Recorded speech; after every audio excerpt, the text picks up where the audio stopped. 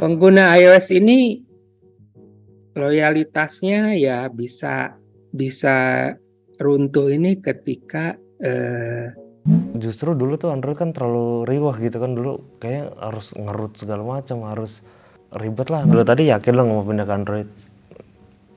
Enggak.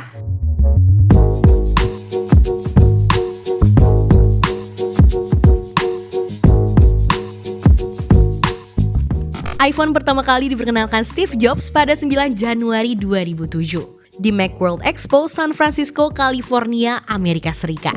Saat itu pula sistem operasi iOS diperkenalkan Apple. Namun, kehadiran sistem operasi tersebut awalnya dipandang sebelah mata oleh raja smartphone saat itu, BlackBerry. Sebelum iOS diperkenalkan, sebenarnya Android sudah dikembangkan. Sistem operasi berbasis Linux tersebut dirancang pada Oktober 2003 oleh Rich Miner, Nick Sears, Chris White, dan Andy Rubin. Pernah ditawarkan ke Samsung namun ditolak. Pada akhirnya sistem operasi tersebut dibeli oleh Google.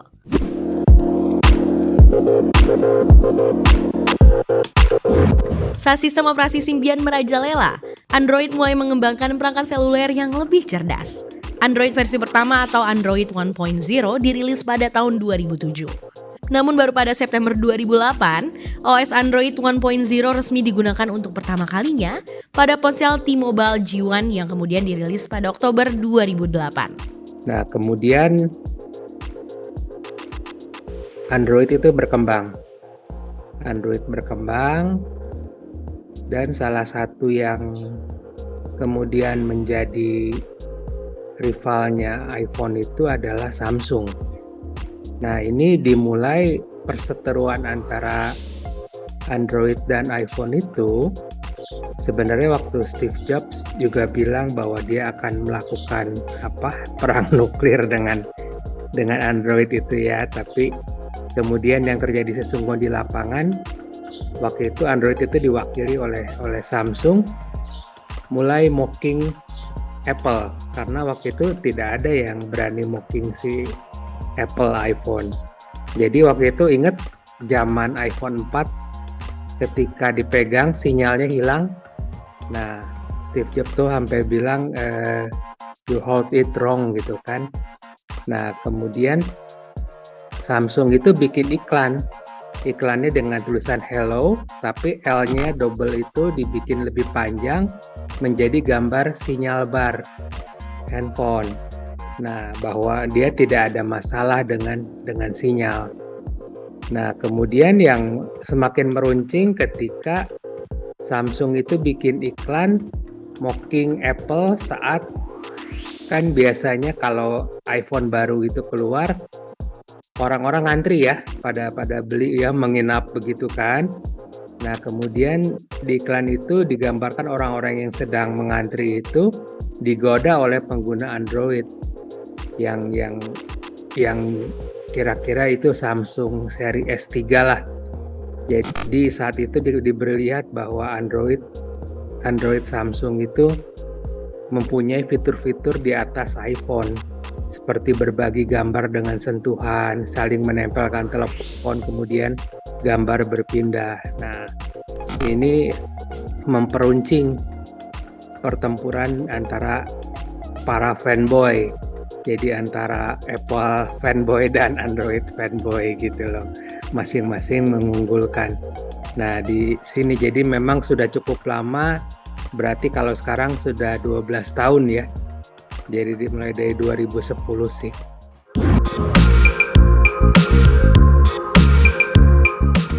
Menurut data yang dikutip dari situs bankmysell.com, pengguna smartphone di dunia saat ini mencapai 6,64 miliar. Artinya, sebanyak 83,37% penduduk bumi menggunakan smartphone. Dalam situs gs.statcounter.com, dari penelitian yang dilakukan pada Juli 2021 hingga Juli 2022, pangsa pasar Android di dunia mencapai 71,86%, sementara iOS 27,49%. Ya, memang pangsa pasar Android itu lebih besar. Jadi sekitar 73% dibanding 27% lah untuk iOS di tahun 2021 kemarin menurut riset ya. Jadi sebenarnya kondisi pasar sekarang sih sedang menurun, tapi kedua ini memang masih yang diperhitungkan karena pasar-pasar lain, OS lain sudah tidak ada ya. Sudah tidak ada, OS sudah mati, Microsoft sudah mati, Symbian sudah mati, BlackBerry sudah mati, jadi cuma dua ini yang melenggang. Tentu, masyarakat punya alasan untuk menggunakan ponsel pintar dengan sistem operasi iOS maupun Android. Lucky Sebastian menyimpulkan sebagai berikut.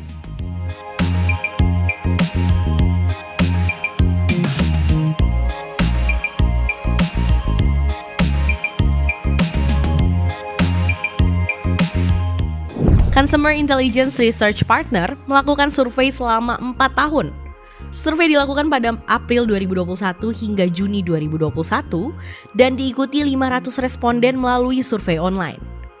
Loyalitas pengguna iPhone berada di angka 93%, sementara Android 88%.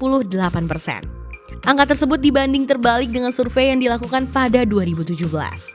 Di mana loyalitas pengguna Android mencapai 91%, sementara iPhone 86%.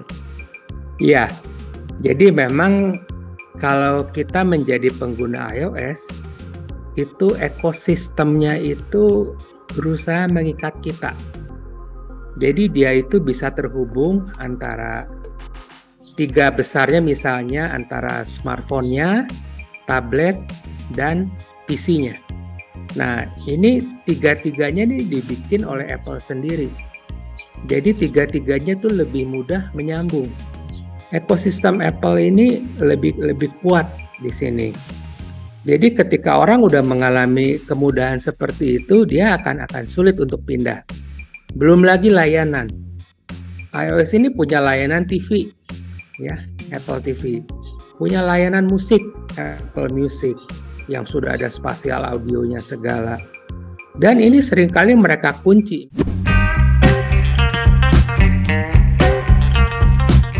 Halo, gue Nur Soekarno. Gue pengguna iOS sejati. Gue Iman, gue pengguna Android yang kayaknya nggak mau berpaling sih ke iOS. Hai, gue Iman. Gue Nur Soekarno. Kak Nur mau nanya sih, gue tuh penasaran kenapa lo lebih milih pakai iOS dibanding Android? Kalau gue sih emang udah lama ya pakai iOS ya, iPhone. Tapi lebih nyaman sih, lebih nyaman, lebih aplikasinya lebih gampang, mengaplikasikannya lebih gampang gitu. Simple sih sebenarnya. Lebih ke ngincer simplicity-nya gitu. Ya, mungkin juga lebih gaya juga sih. Biar bisa selfie Ya, karena emang gue suka foto-foto gitu. Tapi kalau ngelihat sekarang kan si Android itu juga harganya kan seharga iPhone juga gitu. Tapi lo nggak tertarik untuk? Kayaknya sih mungkin kalau Android mungkin untuk second HP aja sih gitu. Mungkin lebih ke game sih. Untuk ngegame. Iya. Emang si iPhone ini kan bukan enak juga buat ngegame? Nggak terlalu suka sih kalau untuk game di iOS. Lebih nyaman di. Emang kalau di iOS mungkin gue lebih selain buat foto-foto, video. Gitu. Kalau kerjaan juga gampang ya, handover airdrop gitu. Iya sih, lebih apa ya? Mungkin tapi simple sih, tapi mungkin bagi orang yang mungkin biasa pakai Android mungkin agak kekok gitu ya. Kayak fitur-fitur kayak airdrop, kayak semacam itu ya Kak yang bikin ekosistem Apple tuh. Iya, sesama Apple mungkin lebih kalau kirim foto sih ya. Ya kalau lewat WA kan suka pecah ya. Pecah. Kalau ngeliat dokumen males. Tapi biasanya sih mungkin lebih ke Telegram sih. Iya. Lo sendiri kenapa pakai Android? Sebenarnya kalau sebelumnya kan kalau tadi kayak kamu bilang kan iPhone tuh mungkin lebih ke simplicity, lebih ke apa namanya? Bisa juga lifestyle gitu. Iya, lifestyle dan menggunakan apa ya maksudnya? Mempermudah hidup lah gitu. Nah, sementara kalau ada filosofinya Apple kan mungkin lebih ke premium brand ya, dan itu secara nggak langsung berhubungan ke status. Meskipun emang gadgetnya juga bagus. Nah, kalau Android kan lebih ke dengan price to performance yang maksudnya price to performance yang lumayan gitu, misalkan di harga mid range saya sekarang udah bisa terjangkau lah ya. Iya, dan teknologi itu is for everyone gitu kan sekarang. Dan mungkin lebih banyak kali ya, lebih Benar. banyak pilihannya ya. Bukannya Android itu lebih mudah masukkan virus itu ya? Kalau gue sih belum pernah sih Kak untungnya. Terus untuk antisipasi untuk kalau misalnya masuk virus itu, Android? Jangan download bajakan.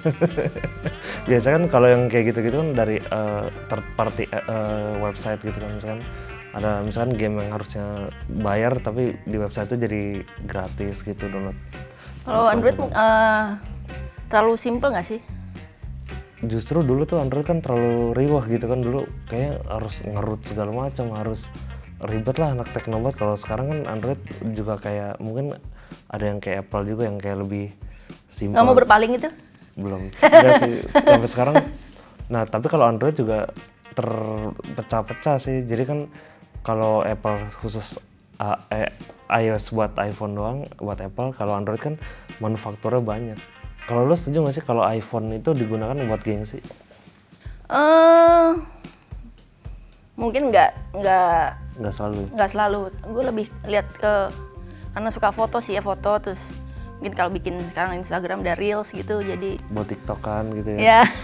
Tapi mungkin lebih ke video sama foto sih. Kan kakak tadi ngomongnya soal videografi dan fotografi gitu. Emang maksudnya kalau Apple kan aman gitu, bagus ya. Tapi kan sekarang Android flagship juga banyak yang kerja sama, misalkan brand-brand Leica kayak Zeiss segala macam. Emang nggak tertarik pindah kepercayaan gitu? Kayaknya sih enggak ya, mungkin. Nah kalau sekarang pakai apa? Kalau ini PC gitu, Windows gitu. Atau Windows. Top sama ini sih tab. Oh. Tab Android. Nah, kebetulan kalau di Android yang ini sih kebetulan enaknya karena dia bisa simulasi komputer gitu. Nah, kebetulan kan pakai Samsung juga nih. Jadi kalau Samsung itu kayak ada semacam AirDrop gitu Kak. Jadi kayak ngirim filenya gampang gitu. Tapi kalau udah kayak begini, kendalanya malah di Windows ya, karena ngirim filenya jadi lama kalau ini ke sinyal. Karena kalau Android itu sama Google kan ya, Google. Nah itu sih mungkin salah satu emang yang umum gitu lebih enak ya, karena mengaplikasikannya Google gitu kan ya. Terus menurut gue sih ya dibanding Android ya gitu kan, karena Safari juga kan ya cuma ada di iOS gitu. Nah kalau ngeliat dari lu tadi, yakin lo mau pindah ke Android? Enggak, udah nyaman sama iPhone, mungkin lebih foto, videonya lebih oke lah. Tapi Android juga sekarang keren-keren juga. Lo nggak mau pakai iOS? Enggak, tetap keyakinan. Oke loh. Tapi Serius? Android juga keren Kak gitu, ekosistemnya makin terbangun sekarang. Oke dah, kita sama-sama punya pilihan. Yoi. Thank you Kak.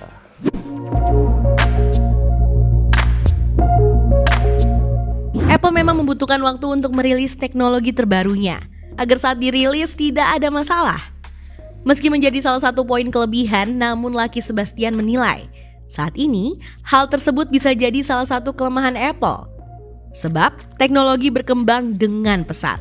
Ya, pengguna iOS ini loyalitasnya ya bisa runtuh ini ketika tergoda satu oleh harga. Misalnya ya, dia misalnya melihat Android cenderung bisa memberikan performa yang mendekati tapi harganya lebih miring dibanding iOS gitu kan. Itu salah satunya. Kemudian yang utama adalah hadirnya format baru. Format baru ini seperti yang kita lihat sekarang, ada smartphone flip atau fold ya, smartphone lipat. Kemarin itu menurut riset, pengguna iOS itu sebenarnya jarang tergoda untuk pindah ke Android. Tetapi banyak yang tergoda itu untuk pindah kemarin itu ke flip. Karena mereka melihat ini sebuah format yang baru, mudah digunakan, mudah dibawa ya.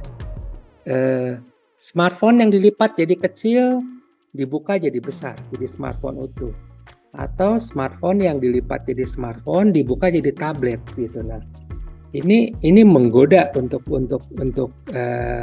pengguna iOS, dan iOS akan ke sana, tapi butuh waktu biasanya, karena iOS ini biasanya dia 2 atau 3 tahun, nanti lebih lama sebenarnya, dan banyak orang-orang yang tidak sabar ingin menggunakannya lebih cepat. Nah, ini bisa meruntuhkan loyalitas pengguna dari iOS. Kemudian juga banyak layanan-layanan third party yang terpisah, misalnya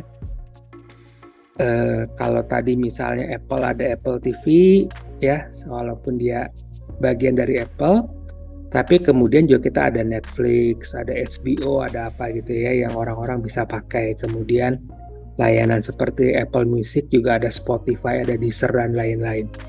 Ini membuat mereka ya kalau misalnya pindah juga kita tetap bisa menikmati layanan-layanan lain. Kemudian juga perangkat-perangkat seperti IoT-nya bisa didapat dari brand-brand yang lebih luas gitu ya.